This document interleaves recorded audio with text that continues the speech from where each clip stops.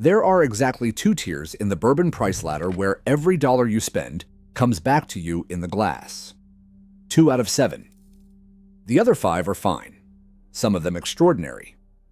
But the value math only works in 2 places. The rest of the time you are paying for age, or scarcity, or status, or mythology, and sometimes all 4 at once. This is the map.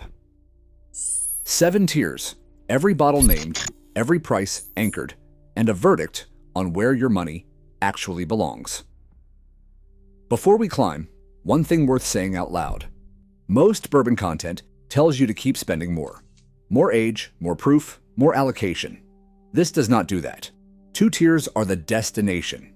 Everything else is context. Let us start where the ladder begins. Tier 1, under $15, the floor. The bottom shelf is doing exactly one job. It is not trying to impress you. It is not trying to be remembered. It is trying to be cheap, consistent, and in your glass without drama. Think of it like diner coffee. Nobody sits down at a diner expecting a perfect single origin pour. The point is, function. Judging bottom shelf bourbon against what sits 3 tiers higher is a category error, and people who do it are missing the point entirely.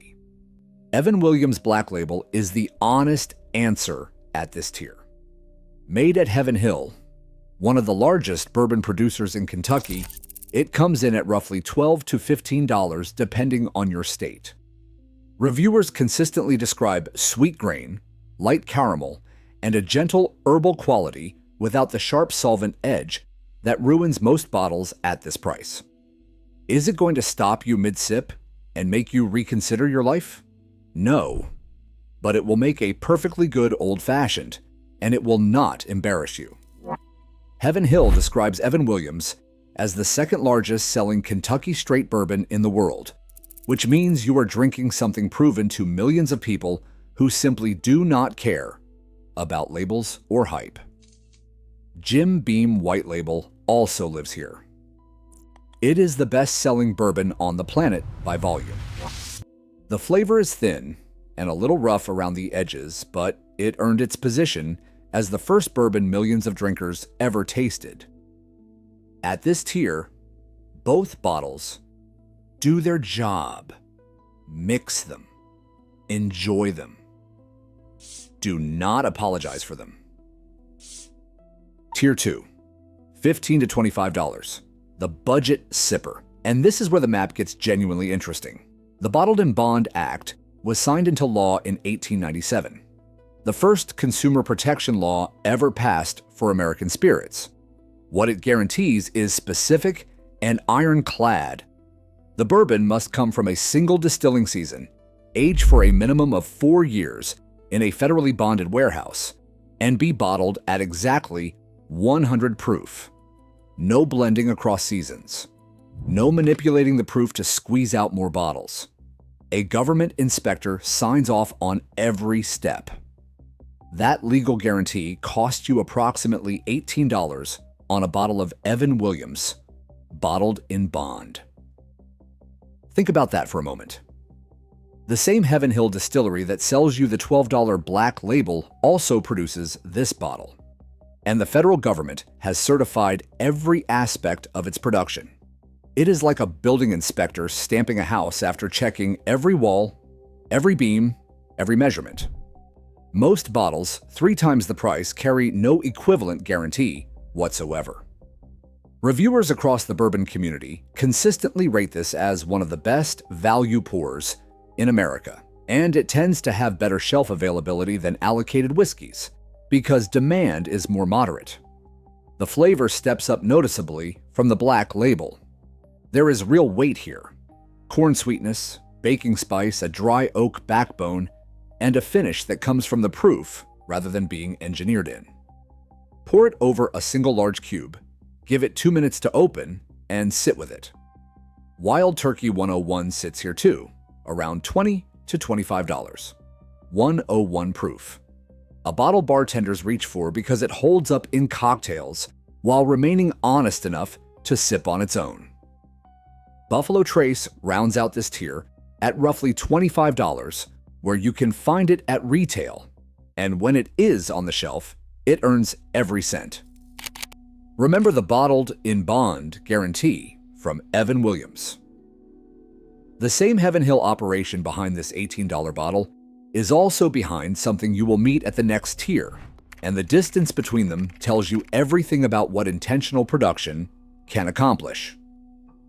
Tier 3, $25 to $50, the sweet spot, the destination. If you asked a serious bourbon drinker where the best value lives in the entire market, the honest answer is right here. This is the range where quality takes a genuine leap, where distilleries start making choices that favor the drinker over the accountant. It is like discovering a band on their second album, the moment between Hungry and Famous, when every dollar went into the recording and none into the tour bus. That ambition is right there in the glass. Elijah Craig Small Batch is the anchor of this tier, roughly $30 to $35, and it comes from Heaven Hill, the same company behind both Evan Williams bottles we just covered. That connection matters. The jump from an $18 bottled in bond to a $35 Elijah Craig is not a marketing leap.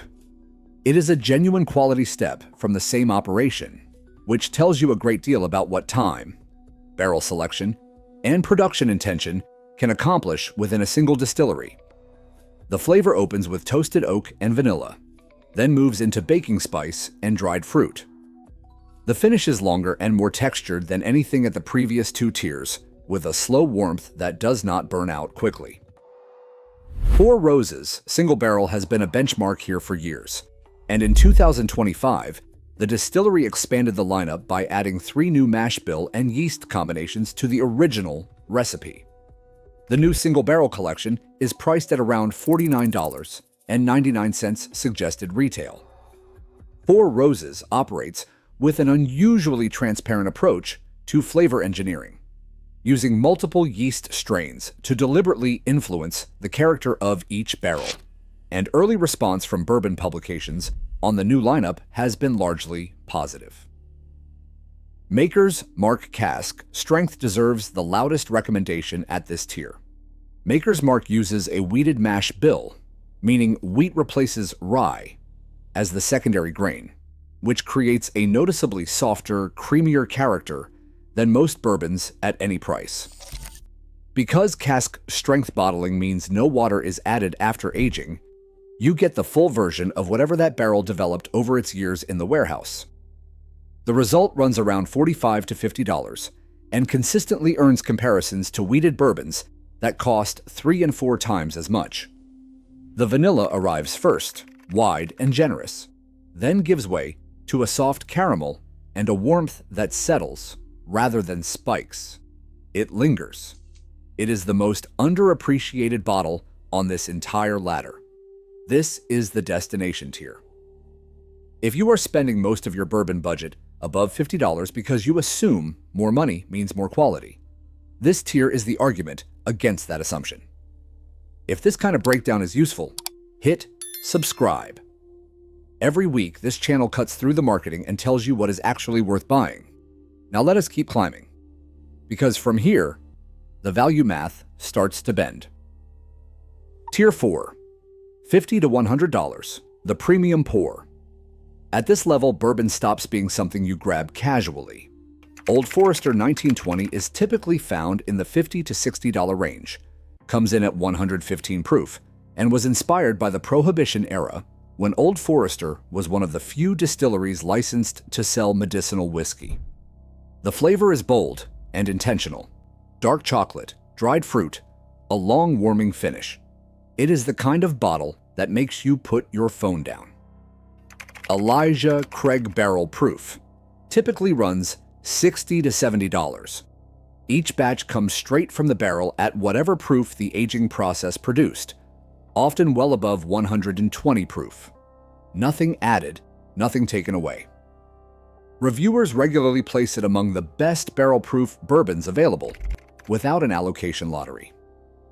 Russell's Reserve Single Barrel from Wild Turkey in Lawrenceburg, Kentucky, runs roughly $60. The full-bodied character here, the dark fruit, the slow caramel, the deep spice, reflects what Wild Turkey has been doing in those rickhouses for decades. You are now paying for specific decisions, specific barrels, specific proof targets. Most of the time, those choices are worth it. Tier 5, $100 to $250. The status tax. The liquid at this level is real, and in most cases, genuinely excellent. But the relationship between quality and price has fractured. You are partly buying bourbon and partly buying a cultural moment. Blanton's is the most visible example. Made at Buffalo Trace Distillery in Frankfort, Kentucky, it is a well-made single-barrel bourbon whose distinctive bottle and horse and jockey stopper has become one of the most recognized shapes in the category. Suggested retail sits somewhere in the $60 to $75 range, which would technically make it a Tier 4 bottle. But finding it at that price is genuinely difficult in most markets.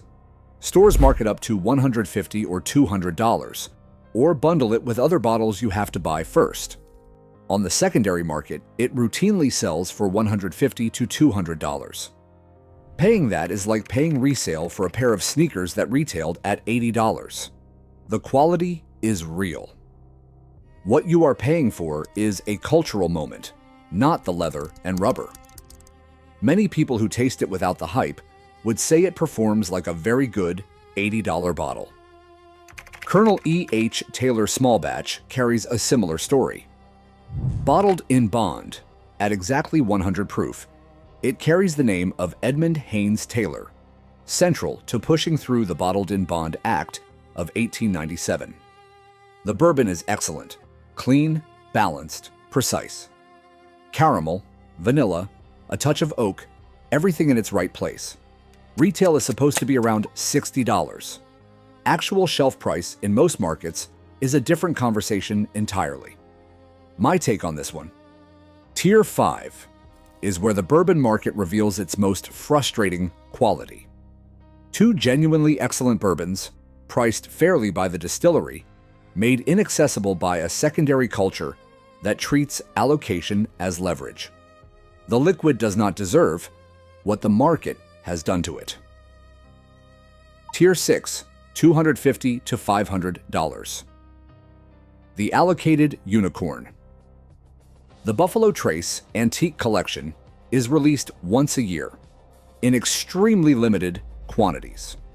The lineup now includes George T. Stagg, William LaRue Weller, Eagle Rare, 17-year, Thomas H. Handy, Sazerac Rye, Sazerac 18-year Rye, and as of 2025, E. H. Taylor Bottled in Bond, aged 15 years, the first new permanent addition to the collection in 19 years. Suggested retail on every bottle is $149.99. The secondary market has other ideas, with individual bottles regularly selling for many hundreds of dollars.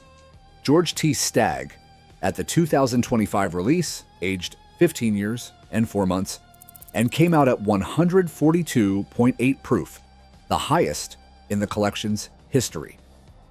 That proof is not a stunt. It is what happens when you leave a great barrel alone in a Kentucky rickhouse for 15 years without anyone touching it. In 2025, it claimed the #1 spot in whiskey writer Fred Minnick's blind tasting of the top 100 American whiskeys. The flavor is unlike most things in bourbon: dark fruit, leather, tobacco, deep oak complexity that keeps revealing itself long after the glass is empty. This is bourbon's championship bracket. George T. Stagg is not trying to be approachable. It is trying to be the best barrel that has ever come out of that rickhouse. Proof of what happens when time and Kentucky heat work without interference for 15 years. William LaRue Weller follows the same wheated mash bill philosophy as Maker's Mark Cask Strength, the bottle we recommended at Tier 3. Same general grain approach, different distillery, dramatically more time in the barrel. When this one lands in the glass, you are tasting what that softer wheated character becomes after serious aging and serious proof. It is a direct line between two very different price points on this ladder, and one of the most instructive comparisons you can make in bourbon. Tier 7, $500 and of. The Holy Grail. Pappy Van Winkle Family Reserve 23-year is the most mythologized bourbon in America. The suggested retail for the 2025 release was $499.99. On the secondary market, a bottle regularly sells for $3,000 to $4,000. You already met the distillery making this liquid. You already know what this mash bill tastes like from William LaRue Weller at Tier 6. What you are paying for at this level is time and mythology. The liquid is extraordinary. Rich caramel cream, dried cherry, honey, and maple, with a long oily finish that reflects more than 2 decades of careful aging in Kentucky warehouses. The Van Winkle family roots in the bourbon industry trace back to the late 1800s, and the 2022 partnership with Buffalo Trace reunited the Van Winkle and Weller bourbons under one roof. Pappy 23 is the bourbon equivalent of a landmark building. What you are paying for at that secondary price is the address, not the square footage. One thing worth knowing about this market right now: the secondary is cooling. There are more limited releases than ever. Brands are raising retail prices to close the gap, and buyers are becoming more selective. There are reportedly 16.1 million bourbon barrels aging in Kentucky warehouses as of late 2025, an all-time high according to the Kentucky Distillers Association. Very mature, very serious bourbon will be hitting shelves in the coming years at prices that could reshape every tier we just walked through. So where do you actually spend your money? Tier 2 and Tier 3. An $18 bottled-in bond with a federal government guarantee that has been on the books since 1897, and a $25 to $50 bottle from a distillery making intentional choices for the drinker instead of the quarterly report. Everything above that is worth understanding. 2 tiers are worth buying regularly. The rest of the ladder is context. Next time you reach for a bourbon, you will know exactly which rung you are standing on.